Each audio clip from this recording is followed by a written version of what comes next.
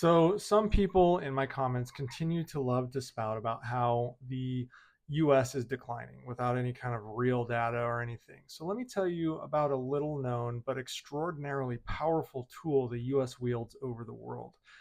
If you remember, I talked about the US dollar dominance. That is one massive tool. It's probably the most powerful tool we have, along with our military might, which is incredibly powerful as well.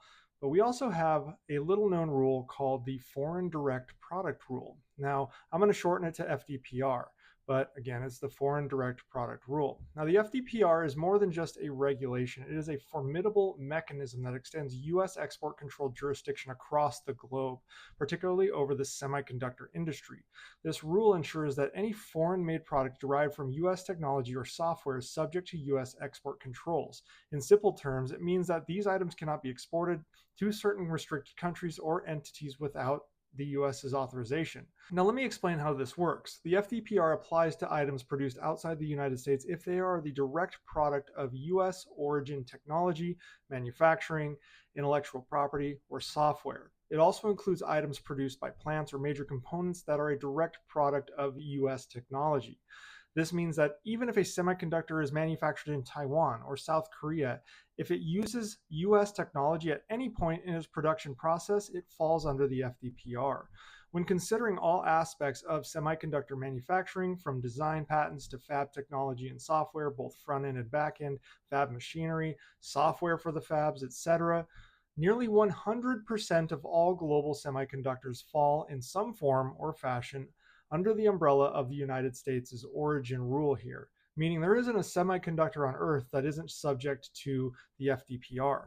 That being said, not all countries abide by the rules, namely Russia, Iran, North Korea, and somewhat China on a smaller scale that the US has traditionally overlooked, but is now scrutinizing a lot more. The enforcement of this rule is overseen by the US Bureau of Industry and Security, or BIS. The BIS ensures compliance through stringent export licensing requirements and imposes penalties for violations.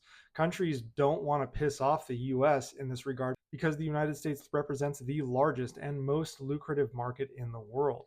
Companies that violate US export control regulations risk losing access to that market, which can have devastating financial implications. The global semiconductor supply chain is deeply interconnected, and many companies rely on US technology, software, and components. Violating the FDPR could disrupt these supply chains, leading to significant operational and financial disruptions. Fortunately, the US has more allies than any other country in the world, so nations often cooperate with the US in enforcing export controls to maintain strong diplomatic and trade relations. They, in fact, implement their own controls so that they are aligned with US rules. The bottom line is companies and countries do not want to lose access to the US market, nor do they want to lose access to the most innovative and cutting edge products produced in the US, so they follow these rules. One of the most notable applications of the FDPR being applied in a negative way was in 2020 when the US expanded the rule to target Huawei, the Chinese telecommunications giant. This move restricted Huawei's access to semiconductors made using US technology, regardless of where they are manufactured around the world. The impact on Huawei was immediate and severe. Huawei faced significant challenges in procuring advanced semiconductors essential for its products, leading to delays and halts in production. Huawei's global smartphone market share dropped from 17.6% in the second quarter of 2020 to 8.4% in the second quarter of 2021, according to the IDC. Now, additionally, Huawei's revenue from its consumer business group, which includes smartphones, fell by 47% year over year in the first half of 2021. So Huawei and China running afoul of the US caused China's largest telecom company at the time to lose half its market share. That is how powerful the US is. But the impact of the FDPR extends beyond Huawei, affecting the broader Chinese technology sector. China is heavily reliant on foreign made semiconductors. In 2020 alone, China imported $378 billion worth of chips, which is more than it spent on oil. The FDPR hampers China's ability to develop advanced technologies that rely on US software and equipment, creating a significant technological bottleneck. This is part of the reason China was only able to start manufacturing 7 nanometer chips, and they have yet to scale that technology. The US could do it in 2015, and if you have an iPhone 15, you have a US designed Taiwanese fabbed 3 nanometer chip. a consumer grade product that is more advanced than anything China can produce right now. It is the 4 nanometer and smaller chips that will usher in the world of AI, and China is 10 years behind at least. The Netherlands, who via ASML created the most advanced semiconductor fab machines, was so concerned with violating the FDPR, they banned sales of their high end fab machines without US approval. Japan has taken similar steps as well. In response to US dominance, China has accelerated its investments in domestic semiconductor manufacturing capabilities. The Chinese government pledged over $1.4 trillion through 2025 to advance its technology sector, with a significant portion allocated to semiconductors.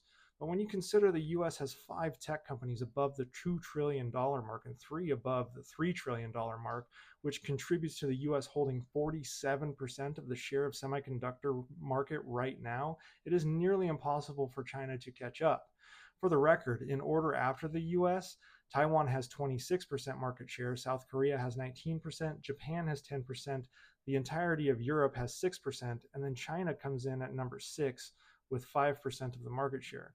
But it is growing due to their production of lower end chips used in lower end consumer goods. However, China is pulling a 500-ton boulder behind it, trying to catch up to the US, because by controlling the technology that is foundational to the semiconductor industry, the US can hinder the technological advancements of its competitors, particularly in China.